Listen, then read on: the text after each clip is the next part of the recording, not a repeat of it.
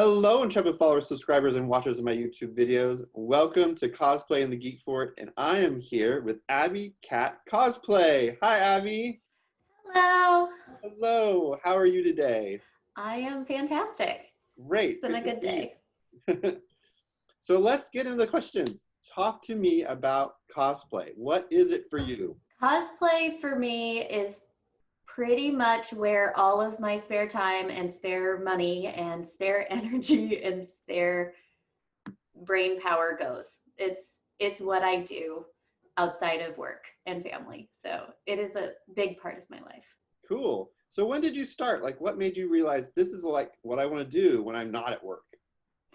I had been a dressmaker for years. So I was making my own clothes and my own quilts since I was 10 years old, honestly. So sewing and dressmaking was always a part of my life. And you get to a point where your hobby is also what feeds your wardrobe and your closet is bursting and you're like, I don't need another dress. I don't. Like, what do I do with my time? There's nowhere to put it. So that's where I was at. And my husband decided to go to a con. He had heard people talking about it. He was like, this sounds fun. Let's try it. You never know. And I thought everybody wore costumes. I did. So I was like, okay, I'll make a costume. And that's what I did. I made Rainbow Dash from My Little Pony. And not everybody wears costumes to cons. So I was wrong about that. And I didn't know who Rainbow Dash was, but I knew I could get that costume done in a weekend. But it hooked me. I couldn't stop. So now I have made too many costumes and I don't know where to put them. So that's where I'm at. So when it comes to cosplaying, you said the first cosplay you made was Rainbow Dash, and I think you sent me a picture of that. So let's put that up so people can see. This is what it looks like. I did, yes. And actually I started a whole series of ponies. Oh, cool. Yeah, so I got it in my head that I wanted to do a group of ponies, except I was brand new to cosplay and brand new to the cosplay scene, so I didn't know anyone. So I made the group of cosplays all to fit me.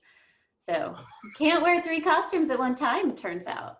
That's a lot of wardrobe changes in a day or so. Yeah, I was able to work with Geeks Lair Photography. And he was able to do a composite where he put them all together. And I actually have one more pony to add to that at some point. But nice. But yeah, ponies was where I started. They're just so cute. Cool. So when it comes to making the costumes and the cosplay, what's been the most challenging thing you've ever created? The most ambitious project I took on was my Nature's Prophet cosplay. And this is one I did, it's from Dota 2, and my husband and I were going to the Dota 2 International Championships. What's Dota? Dota is an online multiplayer game. Oh. If you play Dota 2, you'll hate that I say this out loud. It's in the vein of League of Legends. Okay. But no, Dota 2 players, you didn't hear me say that. But it's kind of the same format idea, that kind of thing. And it's huge, it's international, and they used to have an international competition up in Seattle. And then they moved to Vancouver, and now it's in Shanghai, so we don't go to that event anymore. But yeah, I wore that one to the Vancouver International, and I competed, I did very well. But by far, that was the most ambitious project I ever took on. Cool. Yeah. So when it comes to cosplay for you, it sounds like it's not just about, oh, I like this thing and I'm going to make it just to wear it the one time. It seems like you have a very interesting way about thinking about cosplay. Can you tell me more about the way you see cosplay and what you do with cosplay? For me, the most important part of cosplay and what I like the most about it is the act of wearing it. I like being in my costume. I like being in the character, and I like interacting with people as that character. It's one of the reasons why I go the comedy route a lot, because that is a fun place to be. I mean, it just brings so much joy and happiness to the space. And you get a bit of a rush when that joke lands and when you look the part and you can play the part and everybody else gets it. Cool. It's so much fun. So that's like your Carol Burnett, the one you did last Carol year at Burnett, Zoo yeah. Comic Con. That was really impressive. Well, thank you. Yeah. That was a fun one, and that's one where getting to play Miss Starlet is the best. You flounce around, you swoon, you make a certain age group in that costume. You make a certain age group very, very happy, and then you make a whole other bunch of age groups not know why you have a curtain rod on your shoulders. And I think comes with cosplays because it's so multi-generational. It's not just for this one generation of people. It's not like only millennials do cosplay or only Gen Xers do cosplay or anything like that. It's like everyone does cosplay and they all do something that's unique and extraordinary, I think. Well, and I even like it when you're doing something that not everybody gets. You know, I knew that a lot of people were not going to know who I was when I was Carol Burnett. And that was okay because the ones who do get it, they just think it's the coolest moment of the con. Totally. And Carol Burnett's great. Who doesn't want to be a legend? Right? Yeah. And she's wearing Bob Mackie in that moment. Who doesn't want to be a legend wearing legendary clothes? Wait, that was a Bob Mackie design? That was a Bob Mackie design. I'm gonna blow your mind. Okay. The Carol Burnett show is cast full of brilliant comedians, the best comedians of the day, the best comedic performers, the best comedic writers, cream of the crop. Bob Mackie, who he is, he's incredible. He's an incredible designer. It was his idea to leave the curtain rod in. So Bob Mackie came up with the best sight gag in television history. Wow. In a room full of comedic writers. Wow. I just love that. It's costume history. And apparently her actual curtains were very heavy, and so, which was great. I had to build a harness on mine so that it could stay up, and she didn't have one because she actually takes off the curtains in that scene. Oh, that's right, she does. It's been so long since I've seen it. But yeah, that's right, she does take them off. But yeah, so smart to put something on to make it like it stayed. Because in that scene, it's literally just her curtain rod is across her shoulders and it's belted. And the only thing holding that up is that belt. Wow. Yeah. I spent a lot of time watching that sketch. I'm sure, yeah, because it's not like a lot of movies and TV shows where like, here's the art book and you can look through it and see it from all dimensions and then go online and someone's already done this. Well, and that dress is in the Smithsonian, so you can see pictures of it. But even then, it's rigged up, so it's not something that goes on and off. It's on a mannequin. It's static now. But yeah, you can go and see that dress. Oh wow, that's cool. Yeah, that's impressive. Cool. So when it comes to wearing cosplay, do you have a favorite, or is it sort of like the "I love all my babies" kind of thing? I love all my babies. I really do. And I have things that are my favorite moments, or like I have the favorite picture or the favorite memory that is in cosplay, or I love wearing my stepsisters. I wear those with I started out wearing it with Heather of the Feathered Heart, and now I wear it with Erin of Team Totoro. But wearing those is so much fun. And then I have this wacky picture of me in the Sheriff of Rottingham that is just the most ludicrous thing in the world, and I love it so much. So it's hard not to love that. And I love Etta Candy because Etta, who doesn't love Etta? Like, they're all my babies. Your Etta was so amazing. I almost like fainted seeing you in Etta. I was like, oh, it's Etta. So nobody ever does her, and she's so cool. Yeah. And when I did Etta, classic Golden Age Etta, if your listeners don't know, she is a plus size character. That was not something you saw a lot, and if you go back and read the old Golden Age stuff, it's not sensitive about her being plus size. So honest, there's some things that really aged very, very poorly.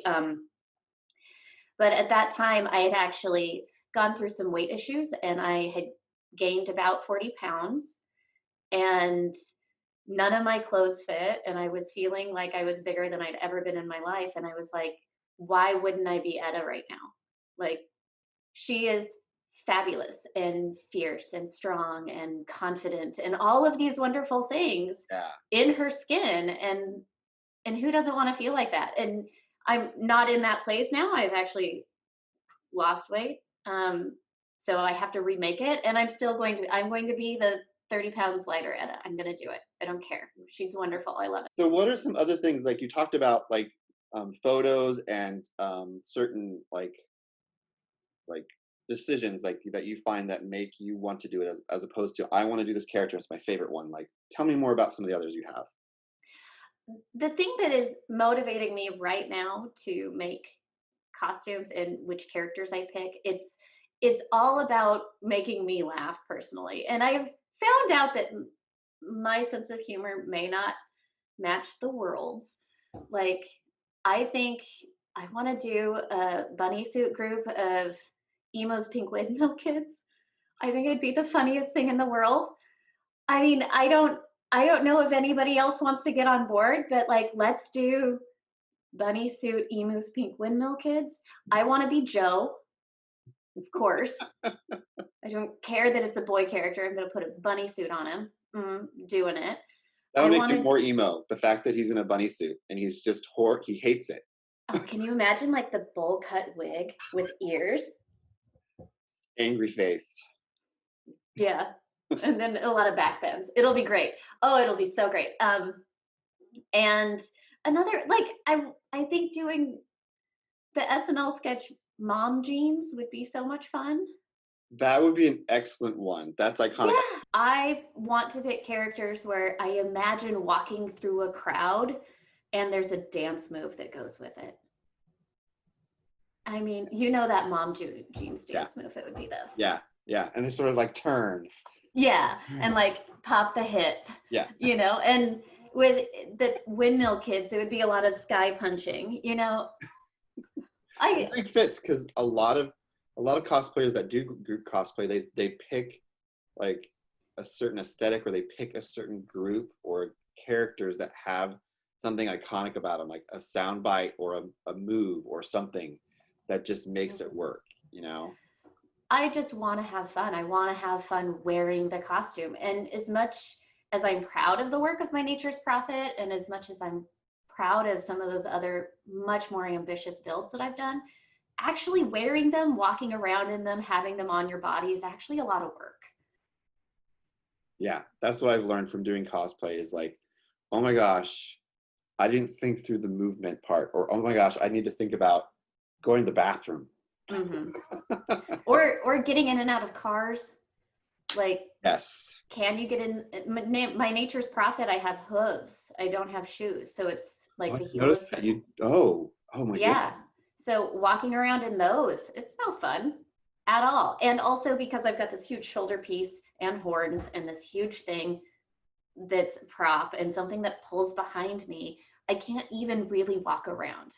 Like, it's like you just kind of have to stand there because there's so much going on that even if you wanted to move, you couldn't. People might be impressed, but they're not going to walk past you and be like, oh, I love your costume and I love that character and I play that game. Like, that's not what you're going to get.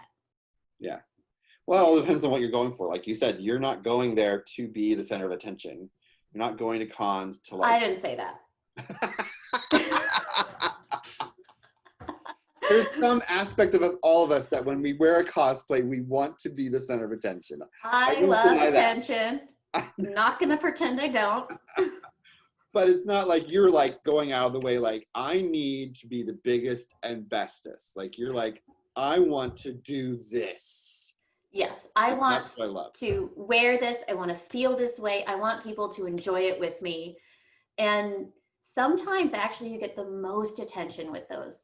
Like, there was a couple who did Stuart and his mom at Dragon Con. Oh, yes, that's awesome. And for the, I mean, those are, it's just clothes and bad wigs. And I was floored with the way they presented that and how in character they were. So sometimes you don't have to go big and bold and huge and elaborate to be the belles of the ball. It's true. Yeah, that's totally true. So tell me more about what motivates you to do the cosplay. Was it that first cosplay you were like, oh, I should dress up? But nowadays it's like completely different. Like what gives you the motivation to make the character you're making or to get out there and wear it? I like attention.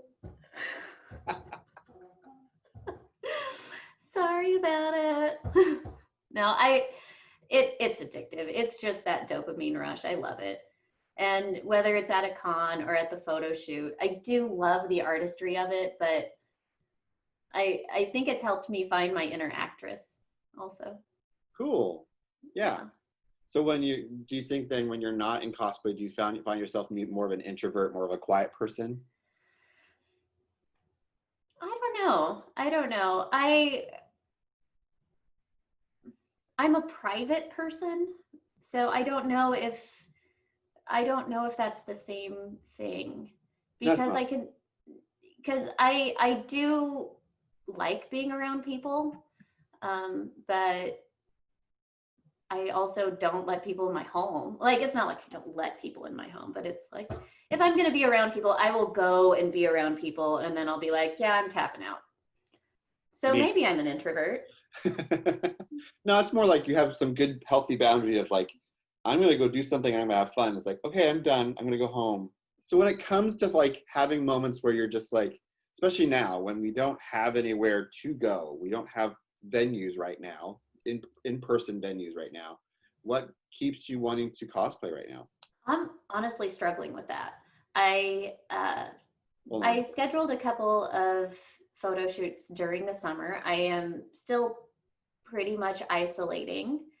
So when I do those, they are exclusively outside, maintaining 6-foot perimeters.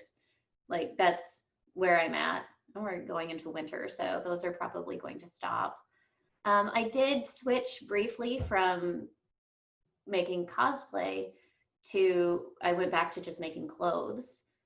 You know, I had mentioned that I'd had some weight fluctuations. So during that time, there were some purging of outfits that no longer fit. And then there were making of outfits that they did fit and now they don't fit anymore. Rotating door. So I went back to just clothing sewing for a little while. I'm pretty much taking any excuse I have to make something. So people have asked me to make stuffies for their children, or I've had a cousin having a baby. So if there's something that can get me in there sewing again, I will take that chance and I'll take that opportunity, because I'm having a real hard time self-motivating. I think it's good that you're trying to find things to keep you motivated to do at least one aspect of cosplay, even if it's not making a cosplay. Like you said, like a friend has this thing they want, or they're having a kid and you're making an outfit. Like, you're still doing an aspect of cosplay that you still love and enjoy, which is the sewing aspect. And that's one thing I've noticed is you are very amazing sewer. Have you ever, like, what's the most challenging thing about sewing that you've found when it comes to sewing an outfit?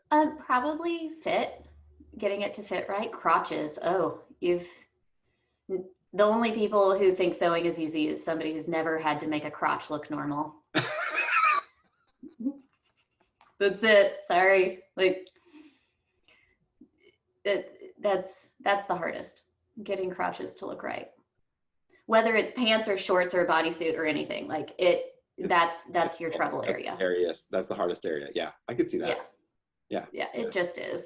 It's why for a long time I only ever made dresses. You've taken up the challenge and you're trying. That's good, right? Yeah. And I am working on something for Halloween, because I don't care that you're... What are you working on next? So you're working on something for Halloween. Can you tell us about it? Yes. Every year for Halloween, I like to do what I call the stash challenge. As someone who has been sewing for almost 30 years, you can imagine the amount of fabric I have in my home right now. Oh. So why do you have it if you don't use it? So every year on Halloween, I make it a point to make my costume out of just materials I already have. That's and I'm doing that this year. Yeah, I'm doing a little, he's a monster, a little blue monster. Cool. Yeah, so it'll be fun. It'll be really cute. It's going to be kind of 60s inspired. Okay. Yeah. Cool. Nice. I'm excited about that. Last year, I made my spooky cereals. I actually made a whole series of them. didn't you just post something? That's right, I you did. did post something, yes. I actually called it serial killers. Yes. They were my spooky cereals. I got to do I did Count Chocula for myself, and then I made Blueberry and Frankenberry for some friends. Yeah. So I wanted to look at some of the specific ones you did. You sent me some really great pictures. Let's talk about your Umbridge picture that you sent. I love this collaboration with another evil female character.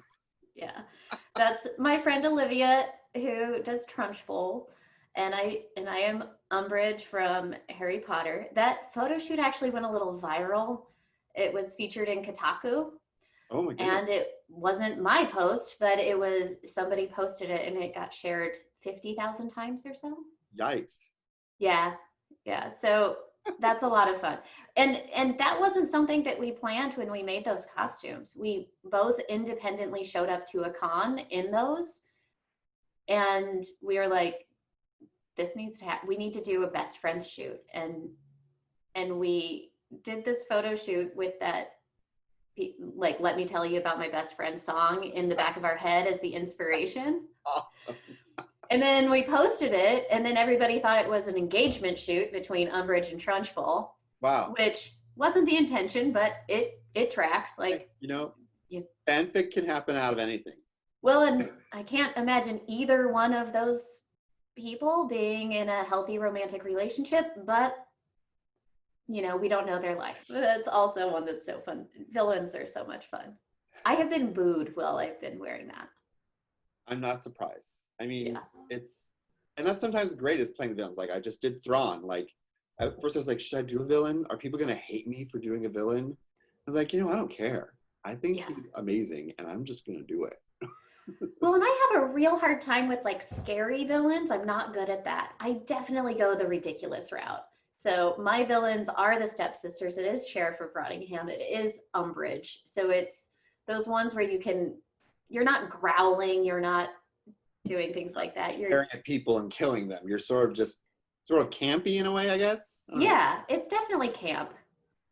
I think, it's camp because you get to act funny and malicious, and villains are the best. I do know for sure when I first saw you and Heather as the ugly stepsisters, I could not stop laughing the whole time. And you guys got deep into it. Like you were deep in it, and like it's so ridiculous being those characters because you imagine these are nasty people and they think they are so fabulous. So we made the tackiest dresses you could come up with. Like Heather drew in a unibrow. Did, yes. And you could just say horrible things and do horrible things, and people think it's hilarious. When I wear them with Erin, we worked it out where if somebody asked to take a picture with us, we'd put them in the middle, and then we'd say 1, 2, 3, cheese. And when we'd say cheese, we'd block their faces with our heads. Choreographed, hilarious. Yeah, and sometimes it would be just the feather. We'd just put the feather in their face, or we actually did that to Yaya Han, and I have a picture of it. It's really funny. Oh. And at first she was like, oh, I take pictures all the time with people, and you've got somebody in green and we're in purple, we should put the green in the middle. And Erin and I were just like, that's not how this is gonna work.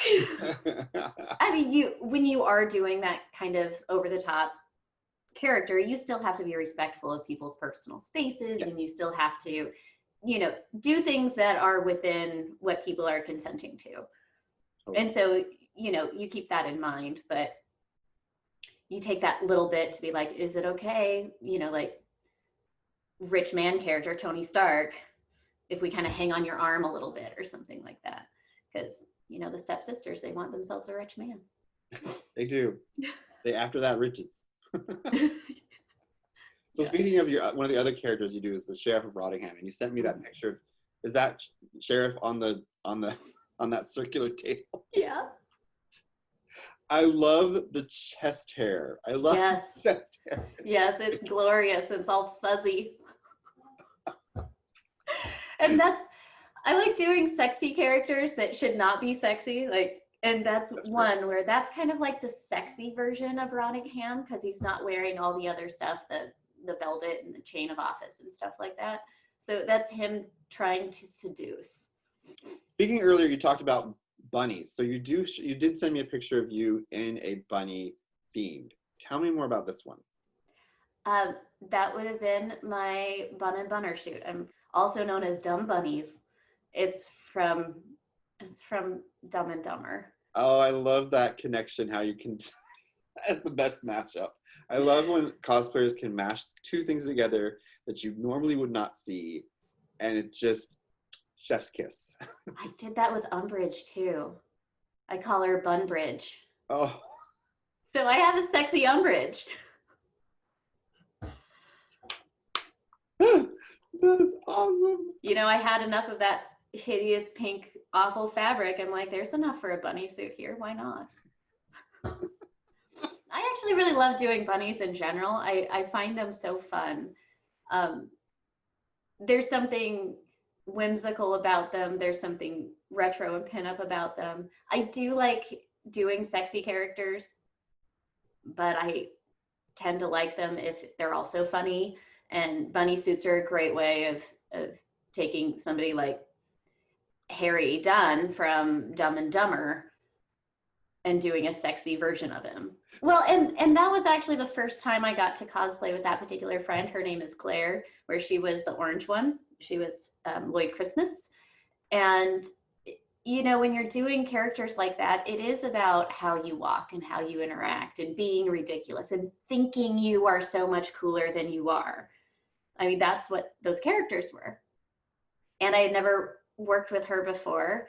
And when we wore those together, it was absolutely perfect. She was so much fun to cosplay with. She had absolutely no qualms about acting silly and looking funny and being ridiculous, which is what you have to do when you're those characters. You can't be too cool for it. That's the thing. You can't take yourself too seriously.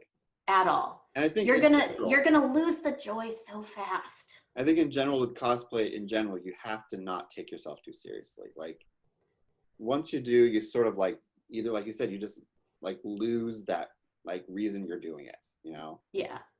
I mean it's all dress up, it's make believe. Yeah, it is. And even if you're doing a serious character, and sometimes you are, and sometimes you have characters that are very emotional to wear or to embody, but even then you kind of have to leave your pride at the door, because you're not going to really get into it if you are worried about looking funny or if you're worried about people thinking you're weird. Yeah. Because as soon as you have that little bit of hesitation, you're just going to hesitate and it's not going to read. Cool. Well, that's a great tip, I think, too, to keep in mind that you can't get in your head. Just not stay in your head so much. Even if it's a character you love and you want to make it feel right and do it the best to it. Well, and I think a lot of people get really tripped up on perfectly recreating a character. And that's where I see a lot of insecurity about body coming in, where like, oh, can I wear this character because I'm short, or because I'm plus sized, or because I'm a woman and they're a man, or whatever it is. And I do wholeheartedly believe that there is no body standard or gender standard or anything like that in cosplay. There isn't. But you still need to be putting on a costume that you feel good in. Yeah. And that you want to wear and you're excited to wear, and you leave the door or leave the house ready to take it on. And if you're leaving the house thinking, oh, do my legs look good in this? You got to give yourself a couple of laps to get into that great headspace, or change the costume a little bit so that you don't have those thoughts. Would you be more comfortable in pants? What about a skirt? Maybe you need to add sleeves, or you know, just make it work. Bunny ears. Or bunny ears. Maybe take the pants off altogether. Speaking of taking pants off altogether, you're Batman and Robin. Yeah. I like doing weird, sexy stuff. It's so off-putting, isn't it? It's just so uncomfortable. But it works. It so works. It just No, I does. didn't make either one of those Lego heads. I do have to say that. So the Batman head was made by Erin of Team Totoro, and the Robin head was made by Nicole of Team Totoro. It's great to work with Team Totoro in general, and I don't do my own Lego, but I do work with them in a lot of ways, and they have this really collaborative feel. So if you get an idea to say, put on nothing but a bathrobe and some pasties and a Lego head, then they'll be like, well, we've got a bathrobe. Here, put it on. We've got a Lego head. Speaking of costumes, wigs. Your wigs are always amazing. Tell me more about that. Was that like a separate thing where you realized, oh my gosh, I can wear wigs in this? Or was it like, I need to wear wigs to do this? Like, what was that thought process? I started wearing wigs for all of my costumes, mostly because I started with ponies. And so like all of those are these candy colored wigs. And honestly, they're so much fun. Wigs are the best. So I started with the ponies. So I started with rainbow and pink and purple. But I started realizing that the time that I would spend doing my own hair was a long time, and I'm not any good at it, and I hate it. And backcombing is something that really squicks me out. And so I was like, I'll just wig everything. And if you know what to look for, you don't have to spend a lot of money. But I mean, there are things that I look for. Like I want to be able to see the inside of a wig when I buy it. So when you see the pictures, make sure you get the one where they're turned inside out and you can see the tracks. That's so good you to can know. see how many there are. Okay. And don't go for that net cap. That's garbage. Did not know that. Yeah, ever. Don't go for that net cap. And if you do go for the net cap, you have to buy 2 of them and sew them together. Oh, okay. Which you can do. Tell me more. What is that? Like, what is, oh, you're getting me interested. It's like, tell me more about why that's important. Well, I'm going to show you the inside of some wigs. Okay, cool. And you're going to see what, this is my Pride wig. You're going to go to Pride and you don't have a wig. Like, if you're me, you have a wig on at Pride. But this is the inside. I just bought this one because I needed one quickly. This is the cap that I'm talking about, how you don't want. Oh, okay. Yeah. It never fits right. It creates weird lumps, and you can actually count the tracks and see how few they are. Got it. So this is the inside you don't want. Now this is my Nature's Prophet wig, and this one is a favorite because it's absolutely beautiful. Oh, wow. So, and then you can see on here how there's no cap. Oh, and then each line, that's a track. Like, look how many there are. Wow. Okay. And this wasn't an incredibly expensive wig. I probably spent $25 on it. Oh, nice. Okay, so this is a wig I have. I went looking for it. And so this is the inside of it. Yeah, that's not bad. Oh, cool. You did pretty good. I got this on Amazon. Yeah, and you probably didn't spend an insane amount. No. It took a while to figure out the color to make sure it was actually red, because sometimes they tell you it's red and the next thing you know, you've got a light brown wig. But you can dye wigs. That's one of the things I didn't realize either, is I could dye them. So that's cool. Now this is my Pinkie Pie wig, which is insane. Look at this thing. Wow. But the inside is one of those knit caps. But you can also see these stitches here. I took 2 of these wigs, cut the tracks out of one of them, and then sewed them in between tracks on this one. Oh, interesting. So you can, it's not ideal because still they don't fit well. This little wig cap is super teeny tiny, but it does give you an opportunity to take a cheaper wig. Like this one was probably 2 $10 wigs. Okay, like, wow. Not much. And then it obviously did not come with the insane perm. I added the perm. I think that's what some people don't realize, is that you can style a wig. Like, and cut them. Cut your wigs. Yeah, yeah. I had another cosplay friend. That's what he does, is he'll get a wig and he goes to an actual hairstylist and puts it on, and she cuts it for him. Yeah. Yeah, I mean, especially with the short ones, I don't trust myself to do the short ones. You need somebody who knows what they're doing for Originally, those. to do my gender bent Black Widow, I thought about getting a like semi long one and then just going to a hairstylist and having them style it. That's what I thought about doing. Absolutely. And I have given lots of wigs haircuts, especially for the older wigs. Like you have these wigs, especially really long ones, you brush them out and the ends just start to look icky. Well, the ends are icky, not the whole wig. So you just Right. give it a little haircut. Yeah, that sounds great. Yeah, That's make cool. it last longer.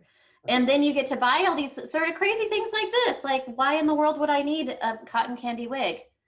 Well, I do. You never know. But I love it. I love wigs so much. You don't have to brush your hair. It's true. Ever. Yeah. So just to wrap things up, what is one charity or organization that is doing good in the world right now that you would like people to know about?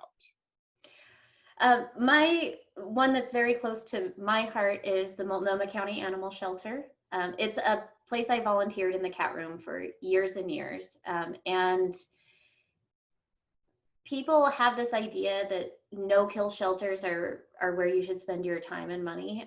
And it's really not accurate. The county shelters take in any animal at all, regardless of whether or not they're sick, regardless of whether or not they're old. And the shelter that Multnomah County had one of the highest live release rates in the country, to the point where other county shelters around the country were adopting some of the same practices that they had. And because they can take in animals that are sick and animals that are old, sometimes they had to do the kind thing for the animal. Yeah. While I was volunteering there, we only had to say goodbye to one. Her name was Gertie. She was a cat that was very old and very sick. She was very sweet, but take a look at these animal shelters that aren't no-kill shelters, because really they are places that can provide help and services to all animals, regardless of how adoptable they are. And I highly recommend the Multnomah County Animal Shelter. Great. Well, thanks for sharing that. That's a wonderful cause. I appreciate you sharing that, because, making sure the fur babies have somewhere safe to live is important. Go to the not no-kill shelters to adopt. Like, go and get those animals. Yeah. Like, that's where you go. They're going to be kind of scruffy looking. They're going to be kind of old, sometimes smell a little bit like poo. They are the ones that need you. Yeah, cool. Well, thanks for sharing. And thanks for coming on and letting me interview you. I really appreciate it so much. Well, thank you for having me. It was a fun evening. Cool. Well, anyone who is interested in learning more about cosplay and about being in the cosplay community, I've put some links down below, and there's links to Abbycat in the links down below. Should we have them go to a certain specific place online to see your stuff? Well, I am on Instagram at Abbycatcosplay. I'm also on Facebook as Abbycatcosplay. And I'm also hosting a panel series through the Sheeprop YouTube channel and Sheeprop podcast. So if you want to hear more about my opinions, and they're good opinions. They are. You can go and watch the panel series that I'm moderating through there. If you want to see my YouTube channel, you can go and visit my alter ego, The Snaps. It's fantastic. It's only Christmas themed, so get ready. Yes, go on that. I will put a link to all those down below. Okay. And anyone who's watching this, there's going to be some stuff here at the end where you can see maybe some other cosplay videos or see the last video I made. And of course, as always, don't forget to like, comment, and subscribe. Comment your favorite thing about cosplay. Let's hear from you about your cosplay. Thanks again, everyone, and you guys have a good day. Bye.